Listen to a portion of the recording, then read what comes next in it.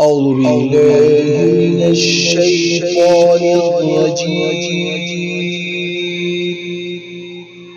بسم الله الرحمن الرحيم.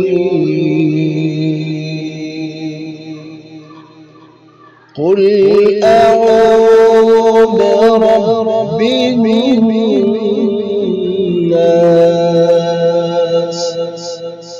ملك الناس إله الناس من شر الوسواس الخناس